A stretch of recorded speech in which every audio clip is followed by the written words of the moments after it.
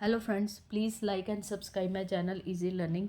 आज की जो वीडियो करने जा रहे हैं वो है complexity of algorithm. Complexity of algorithm को करने से पहले पहले एल्गोरिदम क्या होता है? एल्गोरिदम होता है कोई भी अगर हमारे पास प्रॉब्लम आती है उसका स्टेप बाय स्टेप सोल्यूशन जो होता है उसको एल्गोरिदम करते हैं। कोई भी प्रॉब्लम है उसका हम इंग्लिश की लाइन यूज़ करके समराइज्ड वे में इंग्लिश की लाइंस को हम लिखते हैं।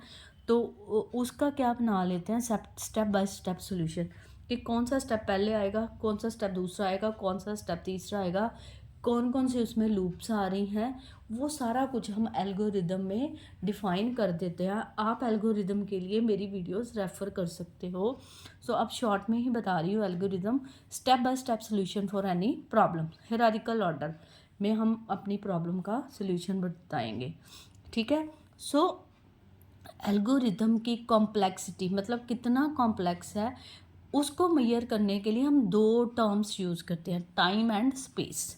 ठीक है। सो दो फैक्टर्स होते हैं जिससे हम अपने एल्गोरिदम की कॉम्प्लेक्सिटी को मेजर करते हैं डेटा स्ट्रक्चर में। टाइम हमें बताता है कितने नंबर ऑफ ऑपरेशंस हमने परफॉर्म करने हैं, अपने मतलब कितना टाइम लगेगा कोई भी हम काम करते हैं और कितने ऑपरेशंस हमारे जो एल्गोरिदम हैं जैसे सॉर्टिंग है या सर्चिंग का एल्गोरिदम है या कंपैरिजन का एल्गोरिदम है, डेटा को अरेंज करना है या कोई आइटम को ढूंढना है या आइटम्स को आपस में कंपेयर कराना है, जैसा भी एल्गोरिदम होगा उतना ही उस पर टाइम लगेगा। ठीक है। सो स्पेस होगी कितनी मेमोरी रिक्वायरमेंट है, मतलब एक एल्गोरिदम को स्टोर करने के लिए हमें कितनी स्पेस चाहिए कंप्यूटर में। ठीक है। जो स्पेस है वो किस पे डिपेंड करके उसमें क्या इनपुट है, क्या उसमें आउटपुट है और क्या क्या उसमें कैलकुलेशंस है। सो कॉम्प्लेक्सिटी मतलब space and time required by any algorithm.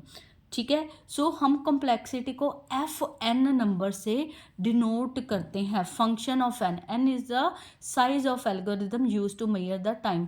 मतलब जितना उसका साइज होगा उतना ही उस पे टाइम और स्पेस। जैसे मेरा 10 लाइन का एल्गोरिदम है, सो उसमें मैं अज्यूम कर सकती हूँ 10 सेकंड लगेंगे मेरे को सॉल्व करने में और 10 लाइनों की मेरे को स्पेस चाहिए। सो कह सकते हैं जितना मेरा साइज होगा, जितनी मेरी इनपुट होगी उसके हिसाब से मेरा टाइम और स्पेस लगेगी। कॉम्प्लेक्सिटी को मैं एक एग्जांपल से समझाने की कोशिश कर रही हूँ। कॉम्प्लेक्सिटी को हम तीन केसेस के साथ या 3 टर्म में हम उसको मेजर करते हैं, वर्स्ट केस, बेस्ट केस और एवरेज केस। मैं एक एग्जांपल ले रही हूँ। मेरे पास एक स्टोरी है, स्टोरी जो है टेक्स्ट स्टोरी है, एक स्टोरी इंग्लिश की लिखी हुई है। उसमें मैंने एक वर्ड दा ढूंढना है। ठीक है। बड़ी सिंपल सी एग्जांपल से मैंने समझाने की कोशिश की है। वर्ड दा ढूंढना है। अगर तो मेरा दा वर्ड स्टोरी मैंने स्टार्टिंग से पढ़नी शुरू करी, दा वर्ड लास्ट में आया, जहाँ मेरी स्टोरी ख़त्म हुई लास्ट में आया, तो वो मेरा क्या होगा, वर्स्ट केस, क्योंकि उसमें मेरे को टाइम भी ज़्यादा लगा ढूंढने में और मेरे को स्पेस भी ज़्यादा लगी। ठीक है। सो वर्स्ट केस क्या होगा, जिसमें मेरे पास टाइम और स्पेस दोनों ही ज़्यादा लगी, वो मेरा क्या होगा, वर्स्ट केस। वर्स्ट केस को मैं किससे डिफाइन करूँगी, big O notation, O of N. N मतलब नंबर ऑफ, मेरे को एन मेरी क्या थी, लेंथ थी, टोटल लेंथ स्टोरी की। मेरे को एन तक जाना पड़ा, मतलब सारा ही मेरे को पढ़ना पड़ा। ठीक है। टाइम लग गया। एन दी लास्ट तक की स्पेस तक जाना पड़ा, कंपैरिजन करना पड़ा, तब जाके वो मेरे को द वर्ड मिला। तो ये मेरा सबसे बैड केस है जिसको हम वर्स्ट केस कहते हैं, जिसको ओ एन के साथ क्या किया जाता है, डिफाइन किया जाता है। बेस्ट केस, जो वर्ड मैं दा ढूंढ रही हूँ अपनी स्टोरी में, ठीक है, वो मेरे को स्टार्टिंग में ही मिल गया। मतलब जैसे ही मेरी ये स्टोरी शुरू हुई यहाँ पे ही मेरे को दा मिल गया स्टार्टिंग फर्स्ट लाइन में। वो मेरा कौन सा केस हो जाएगा कॉम्प्लेक्सिटी का, बेस्ट केस। क्या हुआ, स्टार्टिंग में ही ख़त्म और स्पेस मेरे को यहाँ पे ही ख़त्म हो गई, यहाँ पे ही मेरे को वर्ड मिल गया, ठीक है। सो वो मेरा कौन सा एल्गोरिदम को मेजर करने का केस हो गया, बेस्ट केस, ठीक है।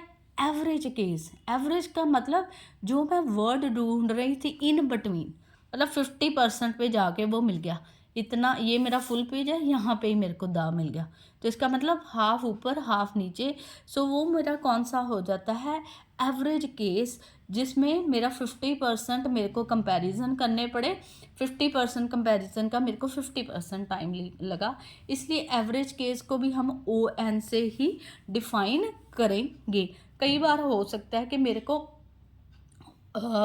इन बिटवीन मिल जाए और कहीं पे भी मिल जाए, मतलब ज़रूरी नहीं है इन बिटवीन, मतलब इन बिटवीन से थोड़ा सा नीचे भी मिल सकता है मेरे को, दावड़ कहीं पे भी मिल सकता है, तो वो मेरा कौन सा केस हो गया, एवरेज केस। सो कॉम्प्लेक्सिटी को हम मेजर करेंगे बेस्ट केस, वर्स्ट केस और average case. Best case starting में ही आइटम मिल गई, एवरेज केस इन बिटवीन और थोड़ा सा ऊपर नीचे, ठीक है।